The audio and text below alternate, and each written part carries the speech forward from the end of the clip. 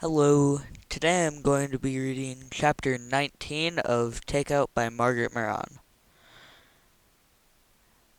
Built in the Built in the 1860s, the Eric Bruhl House was now a private museum that sat on an expensive piece of real estate in the East 20s. According to its brochure, it contained authentic late Victorian furnishings and an interesting, if uneven, collection of late 19th century American and European art. Uneven had been a kindness, thought Dr. Dorothy Reddish, who was beginning to wonder if she'd made a serious career mistake in accepting the position of director here. With her shiny new Ph.D. in art history and had a strong major in business administration, it had seemed like such a juicy plum, a first stepping stone to running an important museum sometime in the not too far future. Now she faced the board members gathered around the mahogany dining table where the Bruhls had once hosted glittering dinner parties and touched the records that lay on the table before her. One card file held an inventory of the furnishing. Another listed the artworks. A ledger book was devoted to finances. She took off the gold-rimmed reading glasses that gave her youthful face a touch of gravitas, gravi- gravitas, and laid them atop the ledger. Since coming here, I've gone through all the current records, and I'm afraid the results are quite bleak. I know you didn't hire me to dismantle this wonderful house, but unless we sell some of the important pieces, there's simply no way it can continue.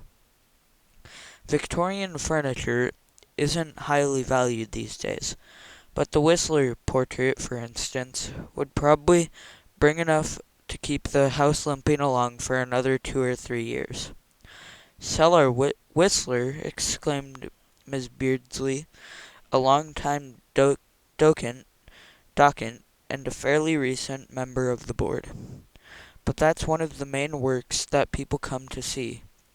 Which brings me to another point, said Dr. Reddish. Except for school groups and the occasional tour groups, the house draws less than 100 visitors a week. If not for you and some of our hard-working docents, we couldn't afford to stay open at all. Right now, we're open on Tuesday till noon on Saturday. I propose that we cut Tuesdays from the schedule and reduce our hours on some of the other days. Would more advertising help? Asked one of the directors. It might, she agreed, but that takes money too. Miss Beardsley heaved a great sigh. If only we could have held that Oscar Newman retrospective. Attendance did pick up after Dr. Chambly's death, said one timorous lady. Miss Beardsley gave her a withering glance. Unfortunately, Marigold, we cannot rely on having someone murdered here every week. Not that she herself had been grief-stricken by the man's death. He had been arrogant and condescending, and openly contemptuous of dear Miss Bruhl, as if this collection and this jewel of a house would barely merit a footnote in any catalogue of the city's cultural holdings. To tempt a scholar of his standing, though, he had been given a seat on the board that should have rightfully gone to her. Besides, she said, those people were sensation seekers. The Newman retrospective would have introduced a whole new audience to the house. Dr. Reddish rather doubted that it would have made a permanent difference. Devotees of abstract 20th century art would hardly come back to examine the idiosyncratic 19th century pictures that lined the walls of this mansion. Rather than be guided by knowledgeable connoisseurs, Eric Bruhl had followed his own taste. Happily, that taste had been eclectic enough to include several true gems like the Whistler portrait. Nevertheless, most of the art he had collected was second or third rate. From what she had read of his letters and diaries, Mr. Brule had probably been a decent man, a good husband and father, and certainly civic-minded, but he hadn't held office or swashbuckled his way to obscene wealth, so there was nothing in his personal history to excite enough interest to bring visitors flocking to his house. The meeting ended with permission to cut open Tuesday openings and a do the best you can from the kindly chairman of the board, who brightly proposed that everyone give it serious thought over the summer and be ready at the fall meeting to suggest new schemes to save the house. After seeing them out, Dr. Reddish paused at the reception desk in the great entrance hall. They just don't get it, she said pessimistically. Hope Ruffton, her highly efficient assistant who was in place here when she arrived, gave a sympathetic smile. One bit of good news, though. She handed the director a letter from the morning mail. The McAndrews Foundation is going to give us the grant you applied for. Really? That's grand! But her face fell as she read the letter. It's only for 1 year, not 2. Contingent on results, said Ruffton. She hesitated. She liked her new boss. It was refreshing to work for someone who didn't automatically assume that she was basically stupid because she was female and black. The former director had barely listened when she had tried to bring something she'd noticed to his attention. The thing about Dr. Chambly, she said. Yes, you know that he was brought on board here to research and write a comprehensive history of the house and its contents? Miss Beardsley told me that when I first came. I gather she disliked him. Understatement of the year, I'm afraid. He acted as if he was slumming to come here, and you know how crazy she is about this place, and how protective. Reddish nodded encouragingly. Well, a week or so before he was killed, something changed. He started plundering through all the records with an intensity I hadn't seen before. Not just the papers, but opening drawers, looking in cabinets. It was almost as if he'd caught a hint about something important and wanted to chase it down. Important. I know that sounds vague, but he had set up a sort of office in the attic where all of the Brule business papers going back to the early 1800s are stored. I think he might have read something that set him off, because the night that he was killed, there was a reception here. He insulted one of our major donors and almost came to blows with the man who planned to underwrite the Newman exhibit. There was a recklessness about him, as if he no longer had to care about what anyone thought because he was going to be above all that and out of anyone's reach. Like he'd found the pot of gold at the end of the rainbow, you know. Smug and cocky and bursting with a secret he was dying to tell. Only he died without telling? I guess so. The police were all over the place, and I thought maybe whatever it was could come to light. But then they arrested his killer, and nothing more came of it. So whatever excited Dr. Chambly might still be here. It's probably nothing, Hope Ruffton said. Did he leave any notes? Not that I've found. Just a briefcase that his brother took. I looked through it and through the desk he was using upstairs, but I didn't find anything. Dr. Reddish sighed. I saw 3 full file cabinets of business records from Eric Brule's shipping company up there. She sighed again.